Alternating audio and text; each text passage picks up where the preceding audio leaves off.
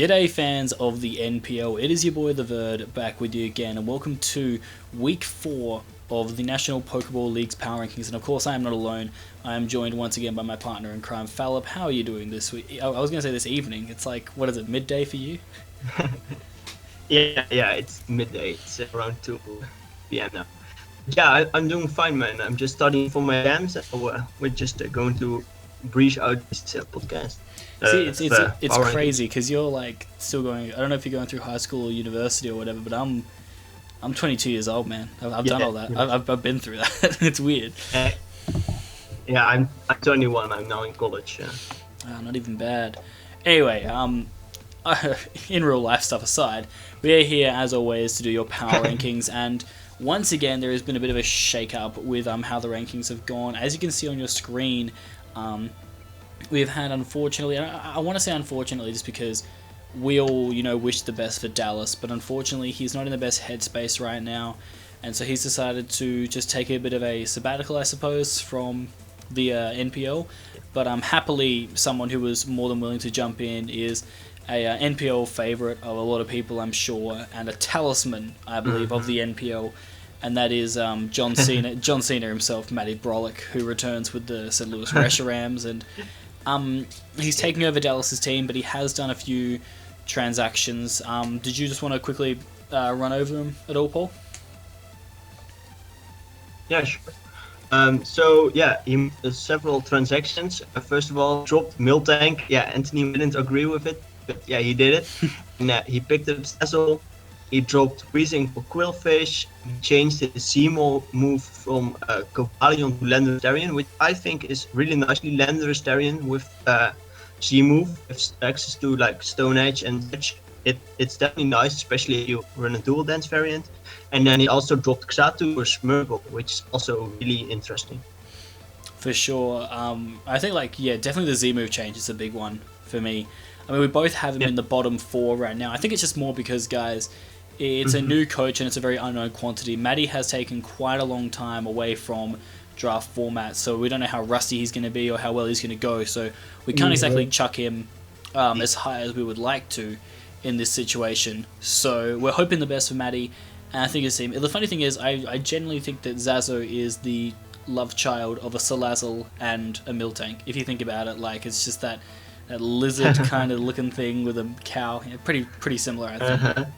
But anyway, that aside, we're not going to really discuss the St. Louis Reshirams and their ranking too much because we're not going to factor it off. Like, obviously, Dallas last week had a loss to the Jersey Dwebbles. We're not going to really dwell on that too much because that doesn't really affect Matty, I suppose, as a coach. All it just means is that Matty is now 1-3. He definitely has a lot of ground to make up, but there are a lot of teams that are 2-2 right now, so he can easily get his foot in the door with a couple of wins. So we have the best of hopes for Matty, and we hope he can really do well this season. But a team we also really hope can start picking up some wins has been the Vancouver Stealth Rocks. I don't necessarily think Carney has played bad. I think just, like we always say, the caliber of opponents this season is just so high, and you've definitely got to be making smart plays, making good reads, making really good sets. And I feel that Carney, he got a bit unfortunate. I think there was a term where he, in my opinion, misplayed, where he could have gone for the Blue Flare on Delmise, and he was predicting the Garchomp to come in. At that point, Delmise didn't really do much for Razor in the end game, so it was more seen as a sack there. I think if he'd gone for Blue Flare, there was still that 20% chance he could have burned Garchomp, which would have been huge for Victini as a Pokemon late game there. So definitely feel like that was maybe not the best play on Carney's part, but at the same time, I think he didn't really play that badly at all against Razor. I think he's just up against a lot of very, very good opponents, and it's more of a... did I just lose? Are you still here, Paul? Sorry? I got disconnected. What? I might be having slight internet issues, guys. Hold on. Give me one quick second to get onto a different internet server. Really do apologize for this. It's connecting me back now, but I don't understand. I'm just going to quickly connect to a better server, and we will then resume this recording. Again, I do apologize. This is highly unprofessional. I did not see this coming, but I will connect back in a sec, and we should be all good to be connected again. in 1 second, hopefully. Paul, can you hear me now? Yeah. Yeah, sorry, okay. sorry about that. My main internet kind of dropped, so I had to get onto the other one. Unfortunately. Oh, okay. But basically, what I was Yeah. just saying, I don't know what I last said with you. I was just basically concluding that Carney isn't necessarily playing that bad. I think it's just a very competitive league that he's in now, and he has to, really. I think his game has been lifting lately. I think compared to the first few rounds, like he's been playing a lot better. And I do feel like there are some wins on the way. I think the changes he's made to his team now are going to be very important. He's dropped, he traded Victini for Heatran, a Pokemon I think he's a bit more comfortable with, and also he got rid of Mega Aggron for Mega Bayonet, and I think that's another Pokemon that he's quite comfortable with using. I'm not the biggest fan of it in draft format, but I think maybe he can make things work with it. If he's more comfortable with the team, I think that's the most important part. As great as it is using good mons in the format, if you can back yourself to use the things that you're good with, that's the most important thing, to be fair. But is there anything else you'd like to just add on to the Stealth Rocks at all?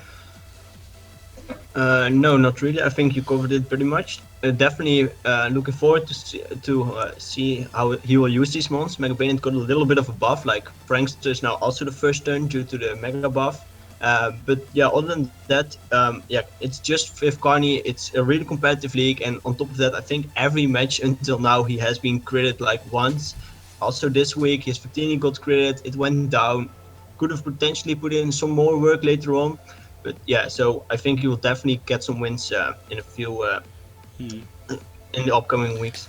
Just one thing to point out with Prankster, although it is newly buffed, there is one downside to it obviously not being able to affect dark types, so it does mean that Bennett does struggle against maybe some strong pursuit trappers. However, if you have fighting coverage with that monstrous attack stat, it should be okay. So it's a double-edged sword there. But moving on, another team that we both have in the bottom 4 is the Baltimore Braviaries. I believe they're also currently 1 and 3. I don't think Moxie's necessarily been 1 and 2. 1 and 2, because there was the one game that yes, didn't count. Sorry. Yeah, I don't think Moxie's necessarily been playing too badly. I think him being able now to pick up Victini for Heatran is very, very nice for him. I think it's a really, really good Pokemon for him to use, and I definitely can potentially see him playing a bit better in the upcoming weeks. But I don't know, I just don't. He was very good in his game against Togue when he was playing with the Bronx Bear. I guess it was the Beartix team at that time, but with Gator's team that he's took over, he just doesn't seem to have found his groove with it yet. Do you think there's anything maybe he could adjust that would help him a bit better with it? I think it's definitely a bit hard to say. Definitely if you look at this week, like he could have definitely have won the match against Denza. Like he was in the driver's seat for most of the match. Had some nice prep. Then he just missed a high jump kick with Tsarina, losing Tsarina, and then at the end Vaporeon could just stall him out. But if it was also a bit like he had to have the end game more in clear sight, because he knew if I can switcheroo the Vaporeon with my Alolan Persian, I pretty much win, because Vaporeon is locked into one move, I can stall it out. But he switched it in on a Scald, and that's why he pretty much lost the game right there. But if he just sacked off like a mon like Heatran and then went out to his Persian, and then he could have won. So it was a bit like, if he ends end game, I think he has to play more towards the end game. I think then he will do just fine. Yeah, I think it's definitely frustrating that two of his losses against Togue and Danza have both come about where he has been in a very strong position and he's just made a 50-50 play that really hasn't worked out in his favour. And I think it's a learning curve, if anything. I think, I feel with Victini, obviously, is going to be a lot. I feel, honestly, he will be able to use Victini a lot better than Heatran, and so I'm very excited to see where he goes from here. But the last person we're going to discuss, and this may be a bit of a controversial one, we both put at number 14 in the rankings, but I think it's pretty much justified. Trev is 1 and 3, which is very unlike Trev for any league that he's been in. Is there anything you feel like that has changed in Trev's style over this season compared to maybe other seasons that's seen him have a bit of a more negative record? I don't know exactly what it is this season with Trev, but I still had the past few weeks I had high hopes. Like last week he had a win, so I put him like at number 7. I think, okay, this is the comeback, and then he lost this match to Aberford, and it was not really that close game. Like Aberford just had nice prep. The bulky Curum really destroyed Trev's team, and I don't know if it's the synergy this time around or that it's just some of the new mons he isn't comfortable with. We will just have to see. I think he also said it himself already. He will change up the team quite drastically in the upcoming week, so maybe that will work out for him. Yeah, I think, this season for Trev, one of the big things is that he's tried to stretch out and get a lot of new mons. And I think he's trying to really test a lot of the new mons in the format. And some of them are working okay for him. Like, I think he's used Celesteela quite well. I think, now he's picked up a lot of Marowak that could be really solid for him. But I also think that, one thing that Trev's done is he's tested out a few other mons, and a lot of them have been flops. I think, every season we all try and get different Pokemon that we would normally not use just to see how they go in the format. And I think Trev's just taken maybe one too many a gamble, and he's realized that now, and he's going to change it up a bit. But I think that he definitely, I don't think necessarily he's been playing that badly. I just think, since, his glory days in the NPL, the competition has definitely risen up. No offense to past competitors, but I do feel like, this period of the NPL is one of the most competitive periods that we've had. And so Trev's got to find a way to lift his game, or else he's going to be seeing himself in that bottom group for quite a while. But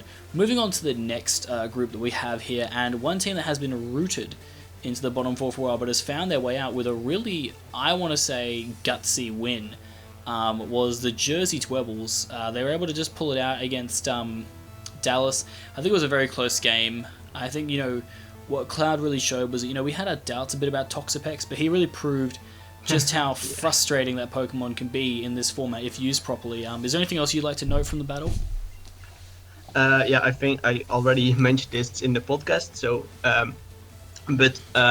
check the podcast out. I think it will be up earlier than this. Yeah. But it was pretty much at the beginning really a back and forth game. Like Cloud again brought a nasty plot Celebi, but this time it was more an offensive variant, and it had a really nice chance to kill the Zard X, but it just barely missed out on the KO. Zard X was able to revenge it. Then later on, Shift Game Marjana was looking like it would destroy Cloud, as it also had a Z-move Thunderbolt, which killed the Arcanine off. But then he had some bulk investment on the Beedrill, just barely lived with a sliver of HP, killed off the Marjana, and then at the end it was just came down to Toxapex, stalling out the remainder of Dallas' team. So it was really a back and forth game, which is really cool to see. And then at the end it was just Toxapex for MVP for him.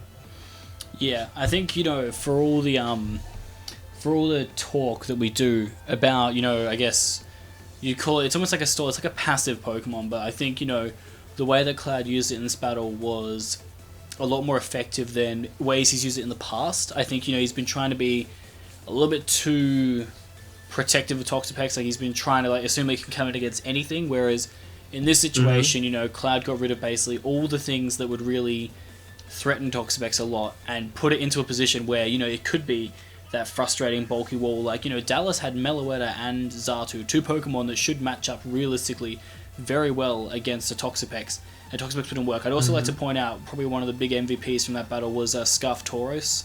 Being able to just get off those pursuits was really, really clutch, getting off a lot of damage for Cloud in that game, and also even just the turn 1 Ice Beam, being able to whittle that Landorus was really, really effective for him. But we're going to move on because we don't want to ramble too much here, guys. But I just want to say, I'm sure you agree, we are very impressed now. I think, the team that Cloud has, I think he's very comfortable with it now after the changes he's made, and I think we'll see him perform a lot better. I think he's going to go up against more coaches from the lower half where he has a better chance of getting those wins. I think he had a rough start, but I definitely see him progressing more now. But another team that has just come off a recent win was the Los Angeles Nidokings. Now, we touched on them a little bit where there was that bit of fortune with the high jump kick miss from the Serena, but credit to Danza, as he's done in other battles, main example was a match against Trev.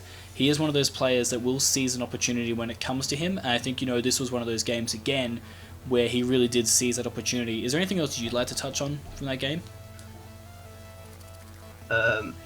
One thing to note, and was Denza, mid-game, he said already GG, I'm going to lose it, y'all. Don't do that. Just don't, because you don't know how a match is going to turn out, as you can see now.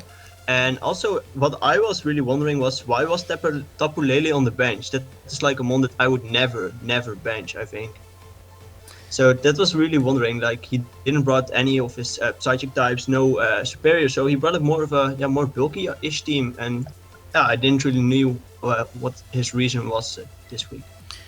I can kind of understand it. Like, for one, Heatran is actually a very, very nice Tapu Lele check. Like, as a defensive Pokemon, like HB Ground obviously is a tech move that you can have on there. But I think, in general, being able to resist both stabs is something that are not, like, only really good steel types have. But I think, being able to 4 times resist that Moonblast is really nice. And him having to depend on the HB Ground, that was a factor. And I guess for Danza, also, he felt that, Moxie would over-prep for a Pokemon like Tapu Lele, and so because of that, maybe that was why he potentially benched it, so he could take advantage of a lot of Pokemon. For instance, that's why he brought the Vaporeon and why it did so much work, because although Heatran can deal with Tapu Lele, you're going to need like the Power Herb Solar Beam set or like the Magma Storm Sunny Day Trapping set to be able to beat Vaporeon, and because he didn't have anything like that, it was just, Danza took advantage of the situation. Like I said before, he's one of those players that will be able to take advantage of situations, and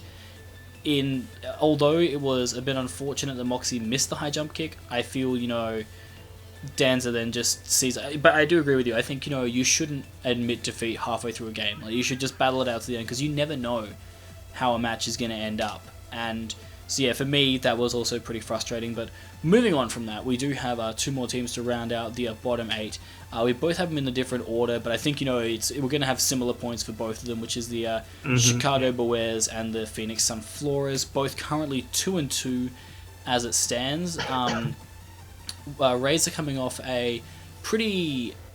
it wasn't really convincing, but it was a solid victory over Carney, and then obviously Riz coming off that loss against Togue.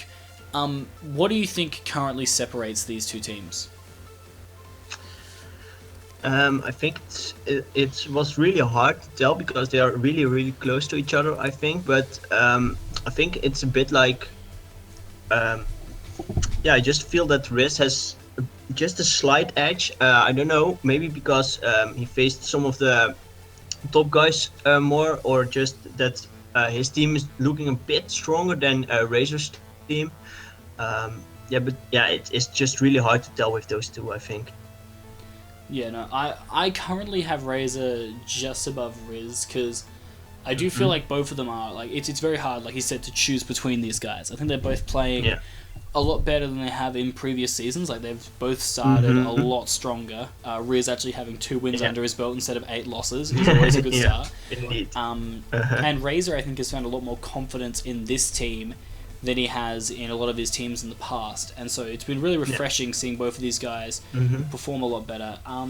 I think what makes me want to put Razor above Riz is I feel that Razor has performed a bit better. Like, don't get me wrong, Riz beating Aberforth was really good. Like, that was a really good game, and his win over Dallas was also really solid. But I just feel both of these teams, it's very hard. Like, I could easily put Riz above Razor, and vice versa. I think both of them currently of the bottom 8 are the ones that are most likely to move up. Like, we've had Riz consistently, and Razor even in times in that top 8, and it shows that they are on the cusp. I think the guys below them from 11th to 16th still have to kind of prove themselves a bit more. Like, they haven't really proven themselves much, but I do feel like there is a kind of fringe, and there are even a few teams above the Bears and the Sunfloras that I feel, one loss can see them plummet down to where these guys are. But if I was going to choose something to distinguish between them, I just feel that Razor currently as a battler is making better decisions than Riz is. But that being said, I feel that Riz a lot of the time just has such a great matchup against a lot of teams. Like, yeah, he did lose to Togue, but I think maybe if he brought a few different sets or a few different mons, the matchup would have benefited him a lot more. So each to their own. I think they're both performing fantastically though, and I definitely do see at least one of them making it into the top 8 by the end of the season. But moving on to the second half of our power rankings here, we are going to look at the next group of 4, and a team that was last week 13th and 14th in our rankings, boosting themselves up to the top 8 after what I would say is quite an impressive victory, is the Bayern Munich. obviously we kind of knew about Shardy's pedigree, but this kind of more, it didn't really solidify it, but it just kind of reinforced it, if anything. Like, it was Shardy playing the way that Shardy does. Like, yeah, he didn't get the Ancient Power boost this time, and I'm still salty about that shit. But, he played really well. I mean, I don't want to talk about it too much because I've just been talking for a while, but do you want to talk about how you feel Shardy went this week? Yeah, I also covered this match in the podcast. But this match was just for Shardy, last week. It was his first week in MPL. He had to his first match was against Gypsy, and he lost to Gypsy in like one of his best matches because he just prepped really nicely. So this match was, I think, really hard for Shardy to go into, as top tier is also consistently been in our top 4 in power rankings. But this time around he had a really, really godly matchup, I must say. And then he brought certain threats, and then he just brought the Turtonator that top tier didn't expect, and it just shut down some of his mons so nicely that it was like his MVP this match, which was really nice to see. Assault vs Turtonator is the Volcarona check. Never forget it. It was leftovers, but I never know. Well, dude, the end of that battle was insane. Like, I didn't actually see it live, but I was watching the replay, and like the last few turns where he missed the Stone Edge, and then like a crit Fire Blast would have killed him. It was like edgy of seat kind of stuff, but it was, I think, a very well-deserved win for Shardy, and definitely something that can propel him into even greater things. I think he's now really starting to understand his team and get better with it, so that's really exciting to see, and I'm very excited to see where he goes from here. But moving on, at number 7 I have, well, I mean, we can kind of discuss them both because you have them at 5, I have them at 7. But the San Francisco Reggie Giants, obviously Merc this week I believe had another loss against Gypsy. I mean, it was always going to be a very hard matchup against, the King. But I think there was just one turn in that battle that really had me confused, and it was a turn where Merc went for a baton pass with Togekiss, and Togekiss had just set up a nasty block. And he decided to go to Crocodile. And I can understand, because Crocodile obviously in that situation could have gone for, the knockoff or rocks or whatever and put him in a good position. But I still feel like, when you have a Mega Latios in the back that can get to +2 for free, and has the tools to be able to capitalize on that, or even like Jirachi could have come in at +2 and been a bit of a threat. I felt that it was kind of a wasted play. It didn't really give him any benefits in that battle at all. I don't think, Merc necessarily played that badly against Gypsy. I think, Gypsy just absolutely outplayed him at a lot of points, and we will discuss Gypsy obviously a little bit later on, but for me, it just, I just feel like it was a missed opportunity for Merc, especially since, the matchup was quite even. Both teams had a lot of very, very good threats, and I just feel that, when it came down to it, Merc just didn't make the plays he needed to in order to win, and for me, that put him a bit lower because it shows that against those higher class opponents, he's not making those big plays. It's happened against Zazo, it's happened against Gypsy. I'm just hoping it isn't a recurring theme for Merc, because I do really hope he keeps on performing well, because I do enjoy watching him play. But you have him a little bit higher. Do you feel maybe I'm being a bit too harsh on him? For starters, the nasty pass turn was definitely maybe the biggest misplay potentially, but Mega Latios was not really a target for the baton pass because it was a physical variant this week, so it didn't really help anything if it got a nasty plot.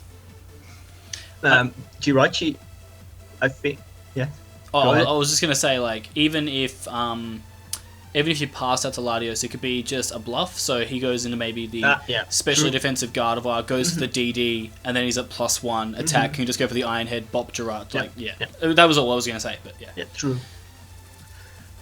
I thought he would go Swallow, because there was like no normal resist on Gypsy's team, but he didn't want to go Swallow, mainly because Gypsy went into Uxie with the thought of if Uxie is special defense, if it has Thunder Wave, it can just cripple Swallow, and Merc was thinking Swallow could be my win con. So he didn't want to risk that. So all fair. And just the remainder of the match, it was pretty much like Gypsy had a well thought out prep and was like able to handle most of the things Merc brought. Like the defensive foul play Uxie just really shut down the Megalatios, also crippled the Jirachi quite nicely, and then the Hera put in the work in the end game. So it was just Merc didn't have really much to tell this game, and that's really unfortunate to see. He has definitely had some strong weeks. Against Jolt was a strong week. The first week against Zaza was really close, but I hope he will definitely bounce back from this, and I think he will, and that's why he's still number 5.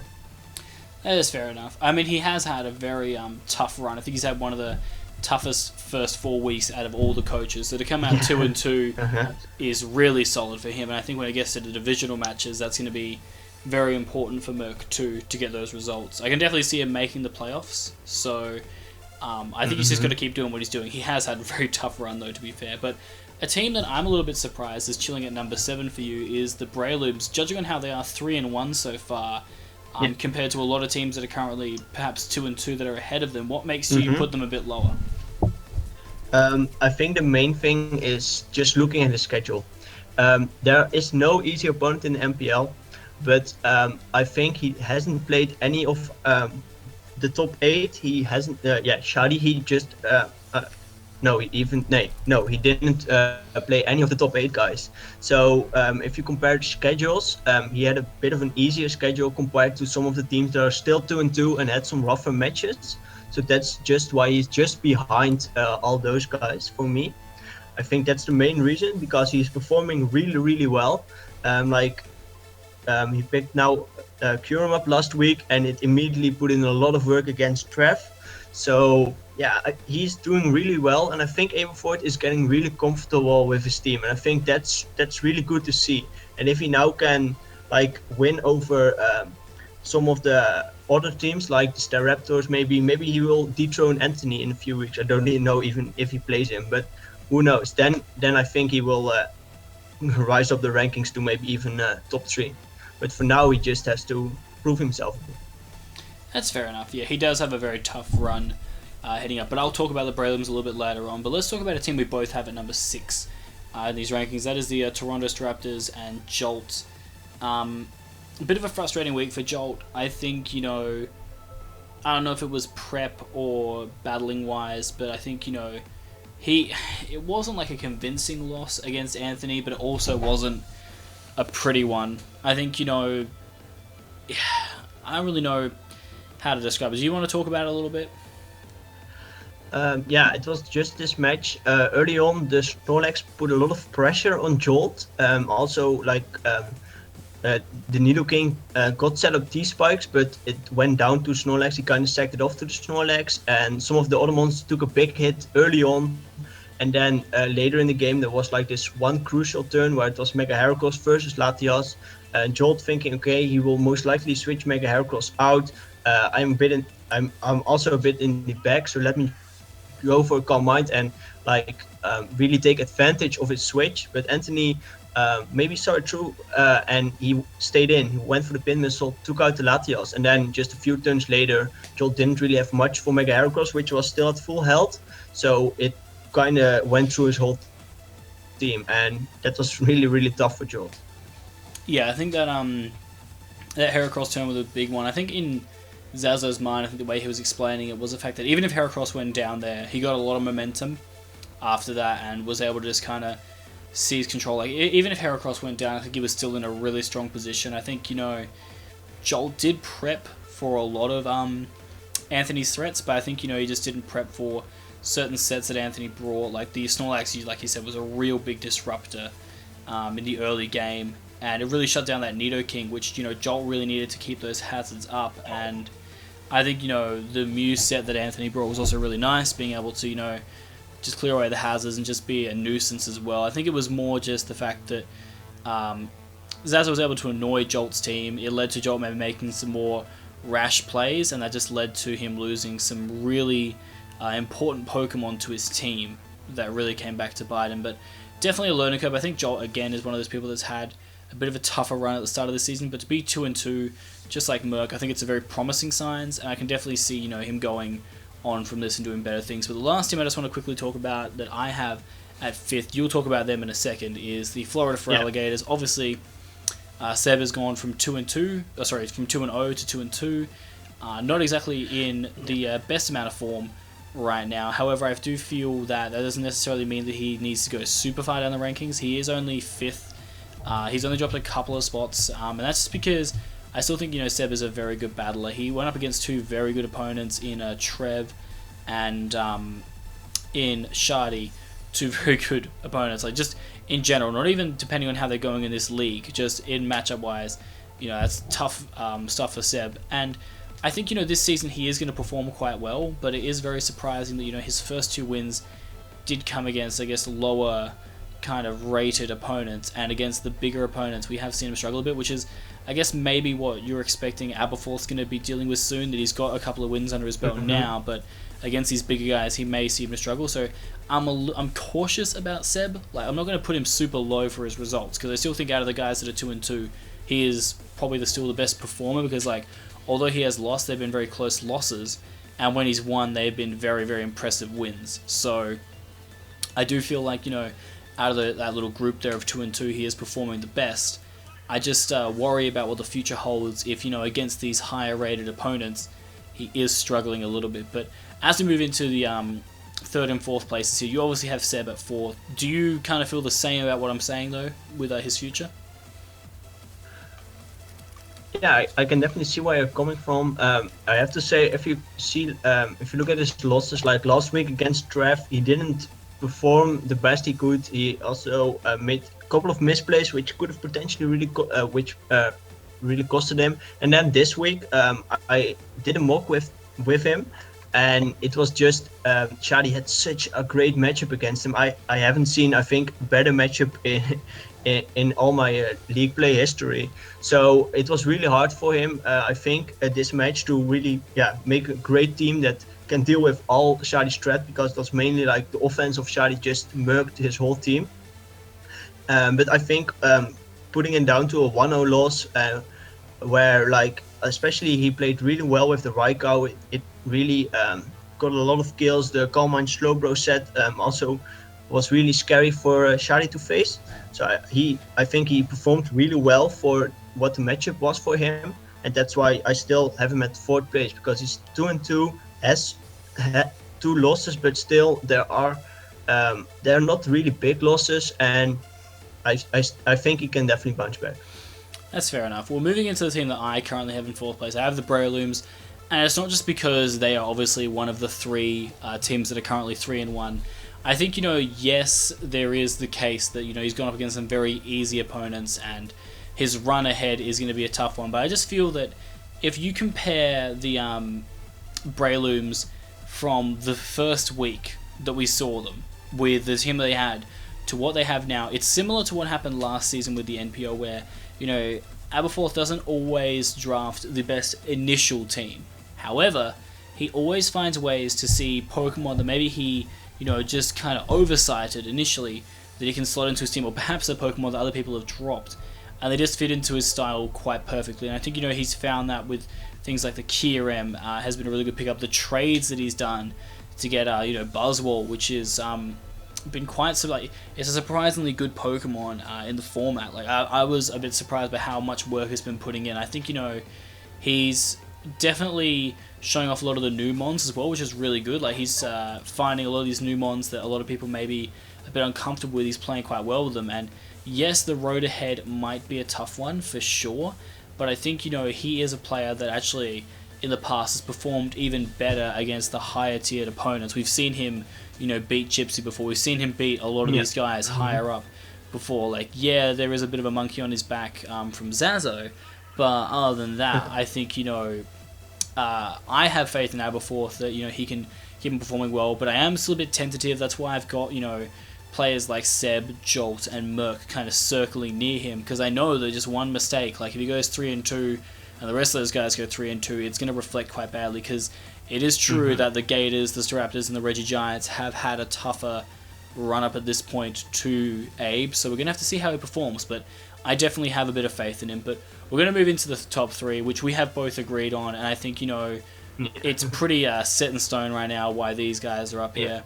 No, yeah. I think it's very close between second and third. I think, first has a bit of a gap, but second and third is very close. But we both agree the Sharpedos right now are in third, continually rising. Obviously, he played phenomenally against Merc. I mean, the one thing I was just really stoked to see was the encore Mega Guard set. That was just so good at shutting down that Togekiss. That was such a smart bring on Gypsy's part. But is there anything else you'd like to comment about his week 4? The thing I really liked about Gypsy was he knew he had a Duck Trio, and he knew Duck Trio was really nice against Merc for like trapping Jirachi, trapping a Terrakion. But he also knew that if Merc preps really well for Duck Trio and puts like something like a Shed Shell on his Jirachi, he's able to switch out on my potentially banded Earthquake into like his Latios or his Togekiss, losing me a lot of momentum. So he decided, okay, let Merc prep all he wants for the trio and me not bringing it. And it ended up working really well because Merc had Shed Shell Jirachi. Merc didn't bring Terrakion because he was afraid that he would be trapped by that Dougie. So I think that just was a really, really great thought Gypsy had, and I think it really helped him to have a solid spot even before the match began. Yeah, no, he. I think now it's the same thing we were saying with other coaches, but this far into the season, I think Gypsy has found a bit of his comfort zone. He's kind of shrugged off that week 1 loss, and his team is just working so well for him, and he's getting the results that he needs. And right now he has a lot of momentum behind him. I think next to maybe the 2 guys ahead of him, he is the best performing coach right now. I think definitely the last 3 weeks he has been probably the best performing coach, but that week 1 loss is still relevant here because it does have him. Yeah, it's 3-1 instead of 4-0, and it's something that I think is gonna potentially come back to him. He could potentially lose a few more games because he does have a few tough matchups coming up. But as we've seen in the last couple of weeks, even the higher tiered opponents, Gypsy has performed quite well against. So we'll have to see how he keeps on going. But for now, he is just outside the top 2. But I don't think he will be too annoyed about that. I think he's genuinely just been continually rising, just like he did last season in the NPL with his results. So I think he'll just keep on doing what he's doing. But rounding out the power rankings, we have our top 2, which is a little bit different from last week because the one change is that you've taken the Regigiants out of there and you've seen the light, I guess, about the Arizona Carvanas. So, I mean, Togue did have a very solid week this week against Riz. I think he brought some really nice sets. Any sets you want to really touch on that he brought? I think the Seismitoad was great bring because Riz's plan was like, okay, I can pass speed into Kangaskhan, power up punch, and then I am at +2/+2 and I can really hurt him. But he brought Seismitoad with the Rocky Helmet, which really hurt Mega Kangaskhan, and also Rest for the longevity. So it really 1v1 to Mega Kangaskhan quite nicely, which was a really big threat for him. And also the nasty plot Thunderous again put in some work, took out the Necrozma. So overall he had a great team, but it was still a close game because I think if the Bishop at the end got like 1 or 2 flinches, it might have been the other way around. That is true. I think that, the Seismitoad, I believe, if I'm not mistaken, Seismitoad did not ever attack the Mega Kangaskhan, and Mega Kangaskhan actually took all of its damage from that battle from Rocky Helmet Recoil, which is insane. That's absolutely insane, but, that's just credit to Toge's strategy. He knew that Mega Kangaskhan was going to be a problem, and, he played around it really well. Yeah, the end of the game was a little bit dicey, but I think in the end, he did what he needed to do to win, and it's just another solid result for him.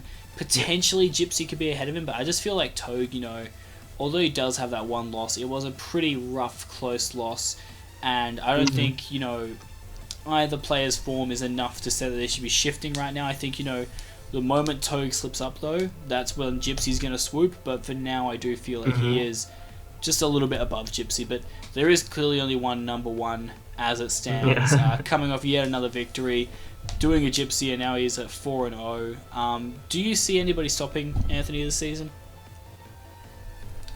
I think we will have to wait to week 8, and then it will be Anthony versus Gypsy, and I think that will be. I hope it will be match of the season. But yeah, I think that that might be the end of Anthony there. But it also just might solidify his undefeated run. Who knows? So I think we have to wait. I think everybody will be whipping their dicks out when that game comes around and just Yeah.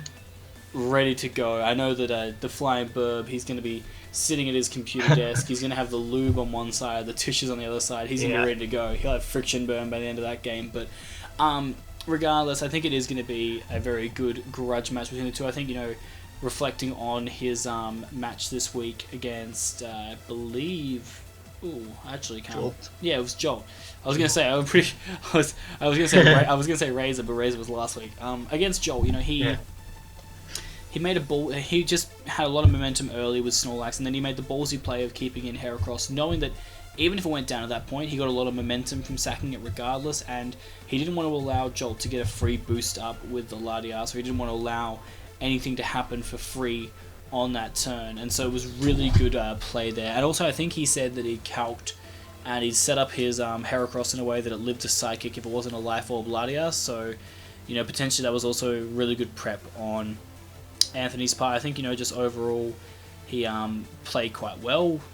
We expect that from him now, but it generally was a pretty solid performance. And again, it's another really good performance against a high tier opponent. I think that's what we've been seeing from players like Gypsy, Togue, and Zazo, is that no matter where the opponent is rated, I suppose, ranking-wise or even just player-wise, they don't see it as an easy or a hard win. It's just, another game, another, feather in the cap. And I guess that's the way we've got to see it, is that regardless of whether you're playing, Carney or Merc or Gypsy, like, the battle is still going to be the same. It's going to be a hard match, and you're just trying to get the result. And I guess that's the way that Zazo is playing, and, every time he wins, they say his dong gets bigger, so we just got to watch out for that. He may get a bit too big, but we'll see what happens. I think, right now, as the power rankings keep changing week by week, if you guys go back, you'll see power rankings are like ever changing, and I think that's really good to see.